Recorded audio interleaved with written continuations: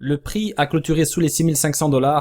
Cela ne faisait pas partie de mon plan et je pense sincèrement que je n'ai pas la légitimité pour vous partager une analyse technique dans ce contexte. Je vais malgré tout vous partager les points clés à ne pas franchir qui vont surprendre tout le monde si nous ne passons pas en dessous, comme par exemple la moyenne mobile 200 en hebdomadaire et la moyenne mobile 50 en mensuel. Je vais aussi vous partager un graphique à l'échelle annuelle avec les différentes dates des halvings. Si vous êtes perdu, restez avec moi jusqu'au bout car je vais vous partager mes différents scénarios en toute objectivité. Nous vivons actuellement un moment historique qui va marquer notre génération. Le Bitcoin a été créé pour apporter une alternative de confiance au système mis en place. Je ne supporte pas qu'on prenne la parole pour parler d'un sujet qu'on ne maîtrise pas et c'est la raison pour laquelle je ne vais pas vous parler du drame que nous vivons en ce moment. Même si je suis fort renseigné, je ne dispose pas des compétences nécessaires pour parler de cela en public.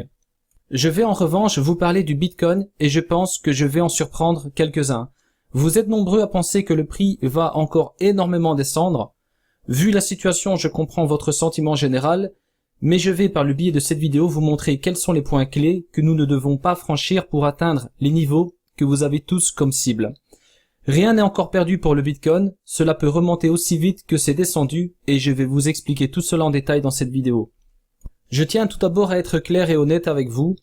J'ai pu pour plusieurs raisons anticiper la baisse du BTC quand il était monté à 14 000 $. Ensuite, j'ai pris le risque de vous partager mes 3 cibles en vous précisant que ma dernière cible se situait au prix de 6 500 $.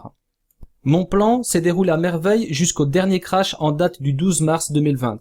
Je n'ai pas envie de trouver des excuses en vous inventant tout et n'importe quoi. J'ai eu tort quand je vous ai dit que toutes les probabilités m'indiquaient que le BTC ne pouvait pas descendre en dessous 6 500 $. Je pourrais vous dire un tas de choses en lien avec l'actualité, etc., mais je préfère vous dire clairement que j'ai eu tort. Quand 2 équipes de foot disputent un match, ce n'est pas toujours la meilleure équipe qui gagne, c'est celle qui marque des buts. J'ai pris des positions en mode long terme au prix de 6 500 $. Je ne vais pas vous mentir comme beaucoup l'ont fait en vous disant que j'ai vendu tout juste avant le crash, car quand je prends une position long terme, mes cryptos sont stockés à froid et non sur un exchange. Ces positions sont actuellement dans le rouge et comme pour toutes mes opérations, je me prépare toujours à cela.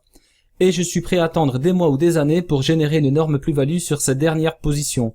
J'ai eu tort et ça ne sera pas la dernière fois, je n'hésiterai pas à chaque fois à vous mettre en avant tous mes échecs, peu importe les raisons. Si cela vous parle et si vous aimez cette vidéo, n'hésitez pas de me laisser un petit pouce bleu. Je vous laisse bien évidemment regarder cette vidéo en entier avant de juger si vous aimez ou pas cette vidéo. Je vous ai parlé bien évidemment de la partie placement. Concernant le trading, je n'enregistre aucune perte à l'échelle hebdomadaire sur mes dernières opérations, bien au contraire. Je vais maintenant directement rentrer dans mes différents scénarios, que ce soit à l'échelle journalière, hebdomadaire, mensuelle, trimestrielle ou encore annuelle. En journalier, c'est incontestable, le cours du BTC a clôturé sous les 6 500 $. Les 2 bougies que vous voyez ici montrent l'impact brutal que le marché a connu récemment. En journalier, Ichimoku nous donne aucune information exploitable dans ce contexte actuellement. Tant que le cours reste dans cette zone, je vois les choses comme ça. On est en période d'hésitation, même si tout porte à croire que ça va continuer de descendre. Donc la tendance est baissière, je vais pas vous dire que ça va monter. Par contre, j'ai déjà vu maintes et maintes fois dans les marchés financiers des espèces de grands V, où on pense que ça va descendre, hop, ça remonte et on surprend tout le monde. Donc moi ce que j'ai besoin de voir c'est si on clôture en daily, donc sous la dernière clôture ici au prix de 4 872 $, je pense qu'on pourrait aller chercher des niveaux bien plus bas. Maintenant si on a un grand V qui se dessine et qu'on vient rechercher la Tenkan au prix de 6 500 $, je pense qu'on peut aller chercher des résistances. À ce stade, je ne peux pas encore vous dire si ça va aller dans un sens ou dans l'autre, car nous avons vraiment des bougies neutres comme celle-ci avec un plus bas à 3 800 $ et un plus haut je pense à 6 000 $. Donc ça c'est des bougies vraiment où on n'a pas d'informations exploitables pour anticiper la bougie suivante. Donc vous voyez on a vraiment une période d'hésitation dans cette bougie, on a beaucoup d'euphorie, on a aussi pas mal de volume forcément. Et il faudrait minimum avoir une structure pour commencer à dire oui on va aller par là ou oui on va aller par là. Donc pour cela je pense qu'il faut attendre. En ce moment c'est difficile de se prononcer, je comprends pas comment des personnes peuvent être sûres en ce moment de dire ça va remonter ou ça va descendre. Donc là On a vraiment affaire à une bougie immense en délire. Regardez, on est quand même parti de 8000 $ jusqu'à 3800 $ en très peu de temps. Donc je pense que ce serait pas objectif en tout cas de mon côté de vous dire ça va remonter, on va avoir un grand V ou attention ça va clôturer en dessous et on va aller chercher les 3000 $. Ce que je peux vous dire avant de passer sur de l'hebdomadaire, c'est que pour passer à l'achat sur un tel graphique, il faudrait minimum, je dis bien en trading, aller chercher la Tenkan. Et encore, ça ne suffirait pas. Donc regardez la Kinjō, à quel prix elle se situe. On est quand même à plus de 7000 $. Donc là, on a vraiment affaire à une très grosse baisse et je pense qu'il va falloir attendre qu'une structure se forme et que nos deux éléments viennent chercher ces structures avant d'envisager des achats. En hebdomadaire, la Lag Span n'a pas encore donné son accord pour aller chercher les 3000 $.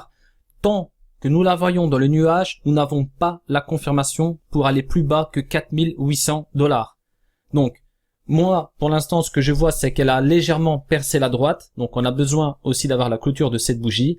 On est dans le nuage, donc elle n'a pas dit encore, ça y est, c'est parti, on descend. Il y a encore plusieurs remparts avant d'imaginer les 3000 $. Je ne vous dis pas que c'est impossible. Dans ce contexte, je pense que c'est possible, mais pour l'instant, nous n'avons pas de confirmation pour dire c'est sûr, on va aller chercher du Bitcoin à 3000 $.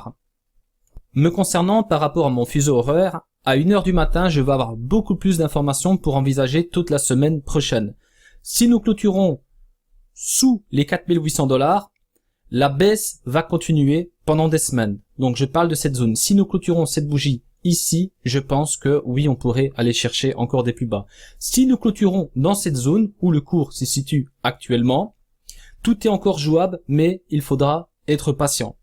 Si nous clôturons ici au-dessus les 5800 $, ça pourrait vite repartir jusque 6500 $. Comme vous l'avez remarqué, j'attends souvent d'avoir la clôture hebdomadaire pour vous partager mes analyses et ici je vous la partage juste avant. Et ça vous permet aussi de voir un peu l'importance des clôtures et vous allez voir donc la pertinence justement d'une clôture hebdomadaire. Donc retenez bien, si on clôture ici en dessous, je pense qu'on irait chercher des plus bas. Si on clôture d'ici, ça pourrait ranger et il faudra être patient. Et si nous clôturons juste ici, qu'on a une belle remontée du Bitcoin par exemple jusque 5800 $, on pourrait pourquoi pas aller tester maintenant cette fois-ci la résistance au prix de 6500 $. Donc la Lag Span n'a pas encore donné son accord. Concernant le RSI, regardez, on a un niveau très pertinent, je parle bien évidemment du niveau 40.29. Je vous en ai parlé plusieurs fois de ce niveau, il est très pertinent depuis le tout début de l'historique du BTC et regardez, on l'a tenu ici avec un bottom au prix de 6500 $. Donc on a pu tenir ce niveau donc par rapport aussi à tout l'historique.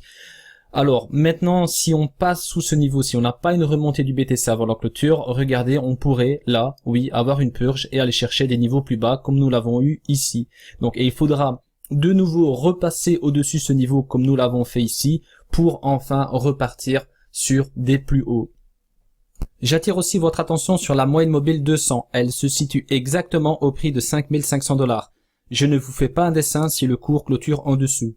C'est du jamais vu sur tout l'historique du Bitcoin et je peux vous dire que psychologiquement, ça ne donnera envie à personne d'acheter la semaine prochaine si on clôture en dessous.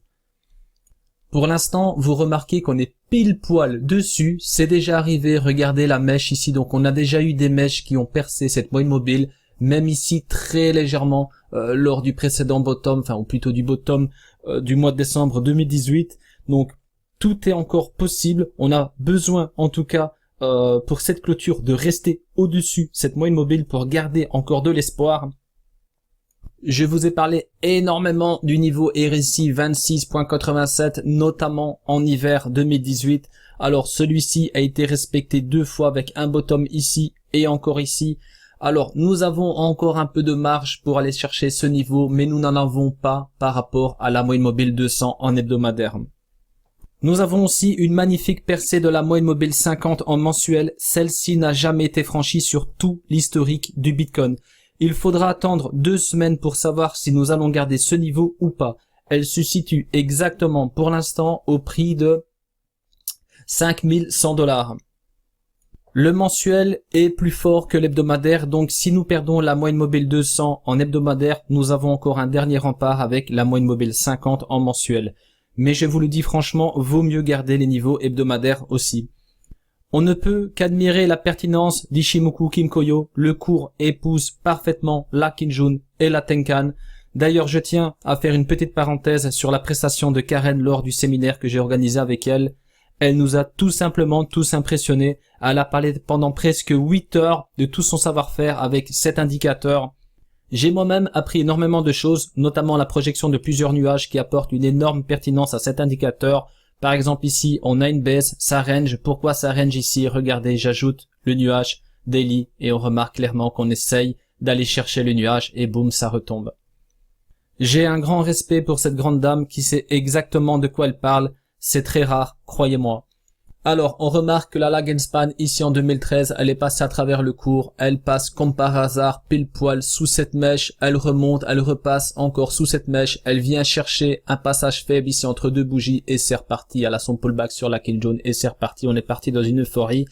Ensuite, regardez, même chose ici. On passe à travers le cours. On n'arrive pas donc à passer ici à l'intérieur au-dessus du cours. On tape pile poil contre la Kijun et la mèche. Regardez, on a cette mèche en face de nous, on ne passe pas à travers, même chose qu'ici, on passe exactement dessous. Donc pourquoi pas aller chercher un passage faible ici quelque part et répéter ce que nous avons fait dans le passé.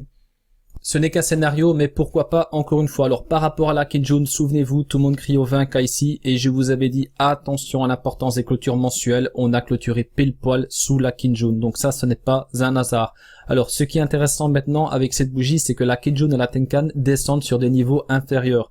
Donc ça ne veut pas dire que si maintenant la Kijun se situe à 7000 $ et que genre au mois d'août on clôture au-dessus des 7000 $, on est dans un bull market, mais ça voudrait dire quand même que nous avons des signaux puissants maintenant sur des niveaux plus faibles que nous avons eu ici, en l'occurrence au prix de 10 000 $. Donc je vous l'ai dit maintes et maintes fois, le bull market pour moi c'est quand on aura clôturé en mensuel au-dessus les 14 000 $. Mais ça reste intéressant d'avoir ces deux éléments qui descendent plus bas, donc ça pourrait nous donner des signaux assez intéressants mensuels pour aller chercher des résistances comme la SSB ici au prix de 9 700 $. On n'y est pas, on a besoin déjà de savoir où cette bougie va se clôturer, sur quel niveau, pour voir un petit peu comment le mois d'avril pourrait se dérouler. Concernant le RSI, nous avons aussi encore un peu de marge. On remarque que le niveau 42.26 RSI a tenu le coup non seulement ici en 2014-2015 et aussi encore même chose en décembre 2018 ici. Alors nous avons encore un peu de marge par rapport à la moyenne mobile 50, nous n'en avons pas beaucoup. Donc voilà un petit peu les niveaux à surveiller pour ce mois-ci. La clôture trimestrielle, c'est pour le 1er avril et c'est cette clôture qui va nous permettre d'envisager le deuxième trimestre de cette année. Qu'est-ce qu'on remarque sur ce graphique?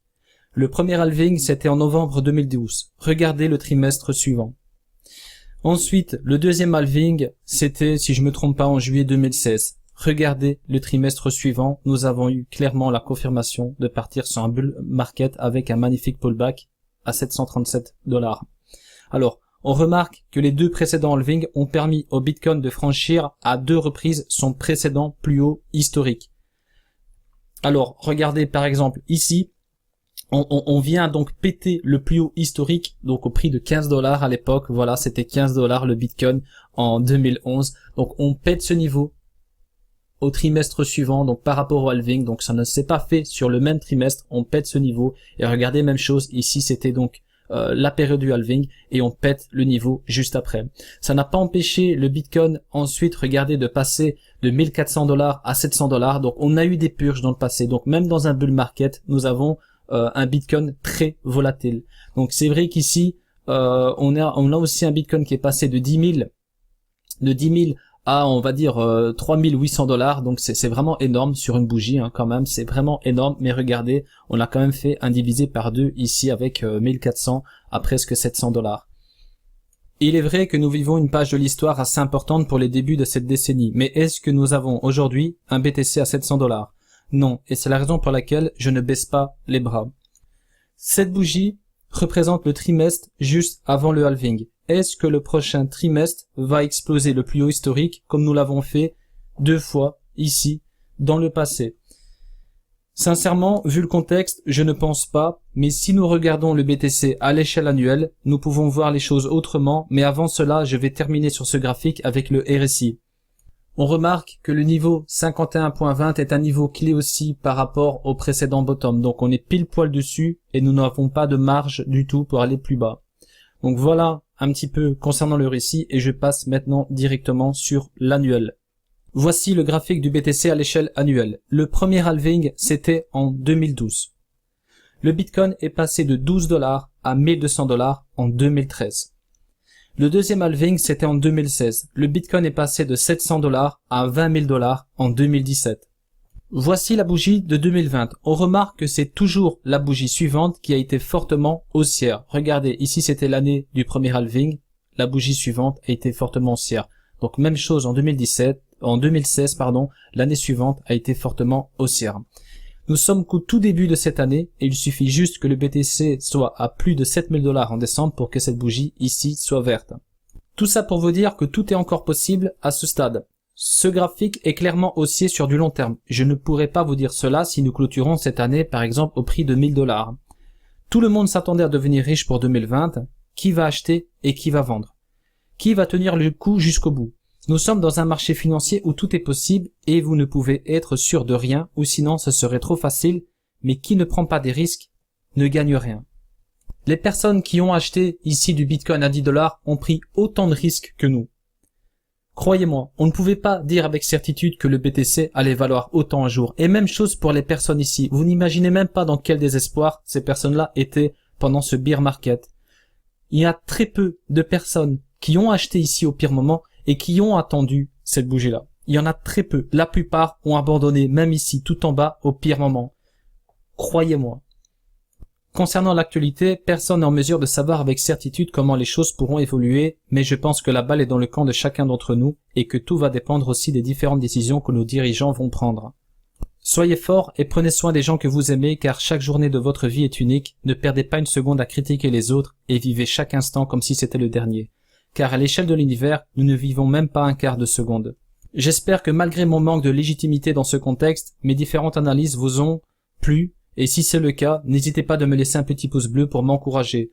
Abonnez-vous à ma chaîne, et si ce n'est pas encore fait, activez la petite cloche. Je vous retrouve très bientôt pour vous parler de mon magnifique projet. Mesdames, messieurs, merci pour votre attention. Restez prudents sur le marché.